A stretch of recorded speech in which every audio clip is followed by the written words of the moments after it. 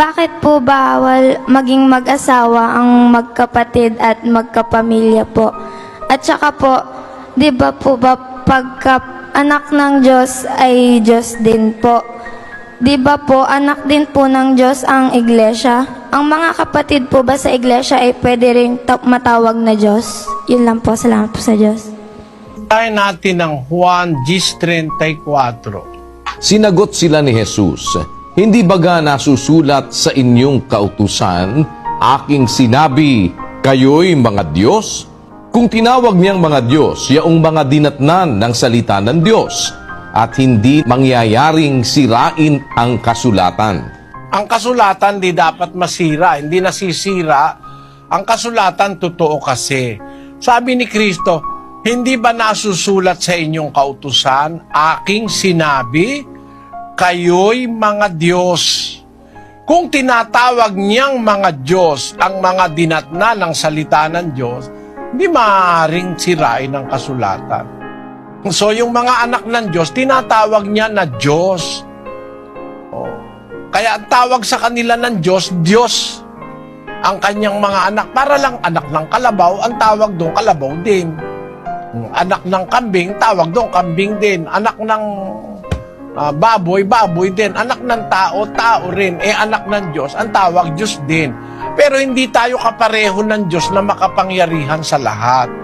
Tinatawag tayong mga Diyos, pero hindi tayo katulad ng Diyos na makapangyarihan sa lahat, na meron din tayong ganung kapangyarihan. Hindi. Kasi ang Diyos, ang tawag sa Kanya, makapangyarihan sa lahat. Ibig sabihin, nasa ilalim tayo ng kapangyarihan ng Diyos. Ngayon, doon sa tanong mo na, pwede bang maging mag-asawa ang magkapatid o magkakapamilya, bawal ng Diyos yung mag-aasawa sa kamag-anak na malapit. Pwede doon sa hindi mo kamag-anak na malapit. 18:6 ng Levitico. Huwag lalapit ang sino man sa inyo sa kanino man sa kanyang kamag-anak na malapit upang ilitaw ang kanyang kahubaran. Ako ang Panginoon. Awal na mag-aasawa ka, maglilitaw ka ng kahubaran sa kanyang kamag-anak na malapit. O ituloy natin yung mga sinasabi sa talata.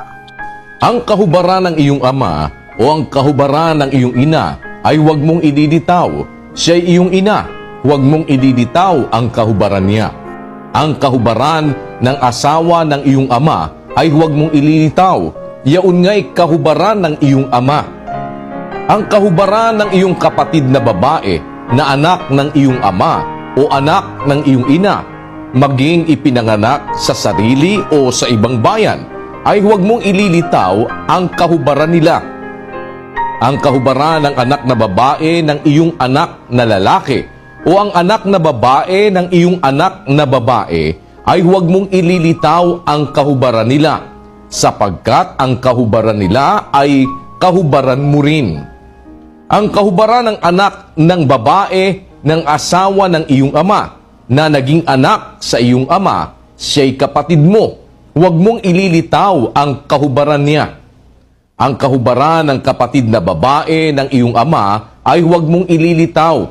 Siya'y kamag-anak na malapit ng iyong ama. Ang kahubaran ng kapatid na babae ng iyong ina ay huwag mong ililitaw, sapagkat siya'y kamag-anak na malapit ng iyong ina. Ang kahubaran ng kapatid na lalaki ng iyong ama ay huwag mong ililitaw. Sa asawa niya ay huwag kang sisiping, siya'y iyong ali. Ang kahubaran ng iyong manugang na babae ay huwag mong ililitaw, siya'y asawa ng iyong anak. Ang kahubaran niya ay huwag mong ililitaw. Ang kahubaran ng asawa ng iyong kapatid na lalaki ay huwag mong ililitaw, kahubaran nga ng iyong kapatid na lalaki. Kaya kung babasahin mo lahat, napakahaba niyan. Pagkakamag-anak na malapit, hindi dapat maging asawa. Bakit mo tinanong yan, kapatid? Naisip ko lang po kasi kung bakit po kasi bawal maging mag-asawa po yung magkapatid po. Ang isang dahilan pa, no, natuklasan ng siyensya, pag nag-asawa yung magkapatid, ang nagiging anak nila may mga abnormalities. Mga abnormal ang karamihan. Kasi magkapareho sila ng dugo, magkapatid sila, malapit na malapit, kumbaga nagkakaroon ng abnormalities. Maaaring hindi mo pa maiintindihan yan, kapatid, kasi 13 taong ka lang, siguro nasa high school ka pa lang, ano? Ang makakaintindi niyan, mga doktor, at saka mga medical technologies, at saka yung mga nakataas na ng pag-aaral na mataas, na pagka ang nagsama ay magkapatid, o kaya nagsama mag-asawa, yung tatay, inasawa yung anak niya, o kaya yung anak, inasawa yung nanay niya, ang tawag yata doon, incest, no? Nagkakaroon ng abnormalidad, ng mga diferensya ang pagkatao ng nagiging anak. Yun ay alam ng siyensya yon. Pero sa Biblia, bago pa matuklasan ng siyensya, bawal na yon, kapatid.